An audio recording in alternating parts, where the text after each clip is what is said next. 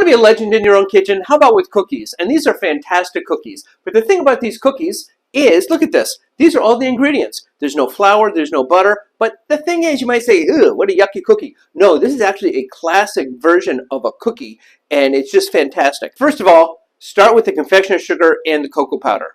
Now, with these two ingredients, always, every time, I sift them. Now, recipes don't always say that. The reason I like to do that is you're always going to get some little bit of crunchy bits, just a little bit that's just not going to break up. And you get a little bit of dark bits or a little bit of white stuff in there. This way, sift it, and it's all going to be a perfect texture.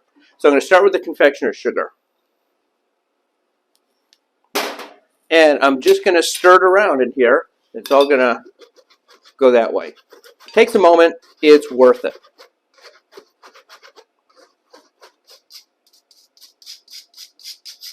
Same thing with the cocoa powder.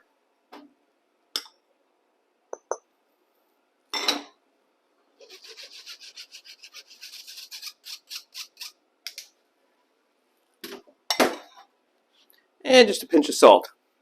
Now, this recipe, I'm doing half the recipe. Still makes a lot of cookies. Now, I just want to whisk this all together. This is the best way to combine it. So why bother to whisk it? Why not? Because I'm going to be mixing everything together. Why not just kind of wait till later? This way it's all evenly mixed. You're not going to have a little clump of confectioner's sugar or a clump of cocoa powder. It's all going to be a very lovely, consistent cookie. Now, I like to add some orange zest to it. And lo and behold, I'm out of oranges. So I'm going to use the zest of a couple of these clementines. Now, you want to be careful, because if you're going to be doing it over the bowl, you can do it on the side in a cutting board, but if you're going to be zesting over a bowl like this, you want to be so careful, because if you accidentally drop this, it's going to send up a plume of all kinds of powdered ingredients, and you don't want to do that. You want to eat them, not just kind of clean them up off the counter. That's one. And you can do this without any zest in here, but one of the great things about zest is I think orange and chocolate is one of the finest combinations on the planet. Yes, raspberry and chocolate are pretty fantastic, but I like orange even more. Now, you want to be careful when you're zesting. See all the little white stuff in there? That's called the pith. That's where the bitter stuff is. So you want to, when you're using, whether it be a microplane or somebody other zesters, just make sure you just get the zest and not the white part. That way you just get a nice orange flavor, and you're not going to be getting any of the bitterness. So now I'm just going to whisk that together.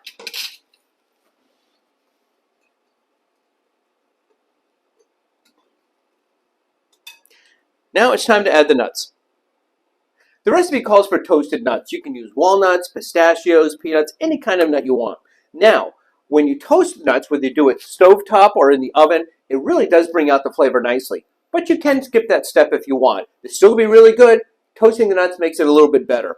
In this case, I'm skipping the toasting part, and I'm going to chop them. There's so many ways you can go about that. You can do it on a cutting board with a knife. That works well. I've got a little mini chopper here. There you go.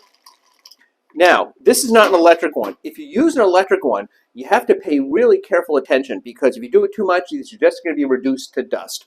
So this way, I like using this one because I have a little bit more control over it. Just a few spins. And I'm just going to kind of shake it around a little bit. Okay, a couple more. And let's see what that looks like. Yep, those are good. There'll be a little bit of dust in there, but those are nicely chopped up. You can go a little more, a little less. There's no real standard for it, but just you want to break them down a little bit. So now these are going to go in. So all the dry ingredients are in here already. And I'm just going to give this a little bit of a... I don't like to use the whisk on this part because the nuts can kind of get caught up inside the whisk a little bit. This way, just stir them. They'll mix in evenly. Now for the egg whites. Now, I like to do it a little differently than the usual breaking a shell back and forth. First of all, when I break the eggs, I like to do them on a countertop. You get less shell. You're almost guaranteed to get some shell in there if you break it on the side of the bowl. On a flat countertop, much less chance of getting some eggshell in there. Give a nice little break there.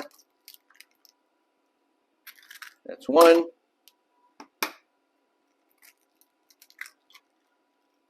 And that's two. Here's how I like to separate eggs. I prefer to do this rather than going back and forth between two eggshell halves because it's really easy to kind of tear the egg yolk or it just ends up with a bit of a mess. This is what comes from when my mom used to say to me, Billy, don't play with your food. Here, watch this. By the way, you want to wash your hands first before you do this. You scoop out the egg yolk and you have all of that. Oop, see, it comes right out like that. It's very simple. And also, if you find that, if you find that the egg yolk is starting to break, you've got plenty of time to dip in there. It's not going to break immediately. You have a moment, and then it just goes right in there, and now you're ready to go. You've got your egg whites. Stirring in the egg whites. Now, just a couple of egg whites, all these dry ingredients. It looks like that's not going to work. Nothing's happening. How is that going to be any kind of a cake batter or a cookie dough even? Wait for it. Wait for it. Starting to come together.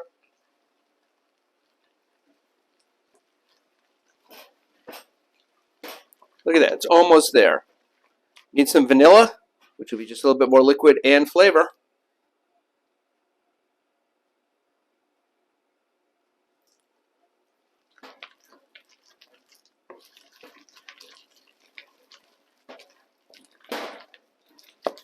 Look at that.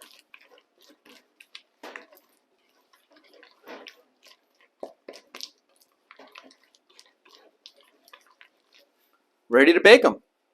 Now, it's time to bake these. You want to use some parchment paper or a silpat mat on top of your cookie sheet.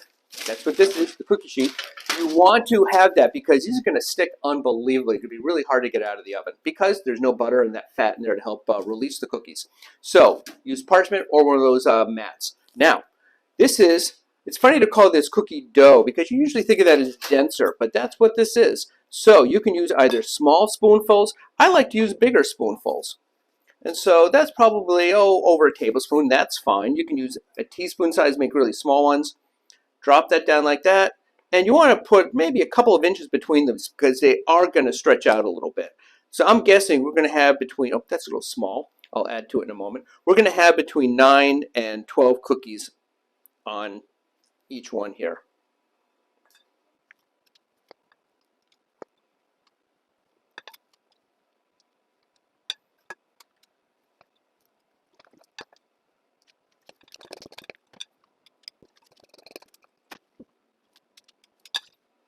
Ready to bake, and like most cookies, they're going in at 350.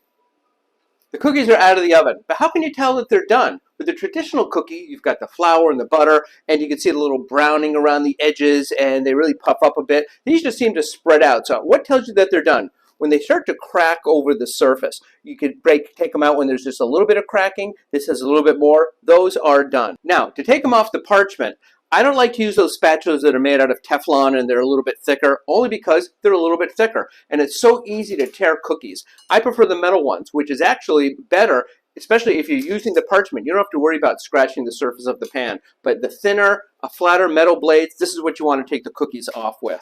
So let me show you. Comes right off that way. And you see the little bit on the parchment there? That's a sticky cookie. So you want to make sure that you use the parchment. And these come out almost immediately after they come out of the oven.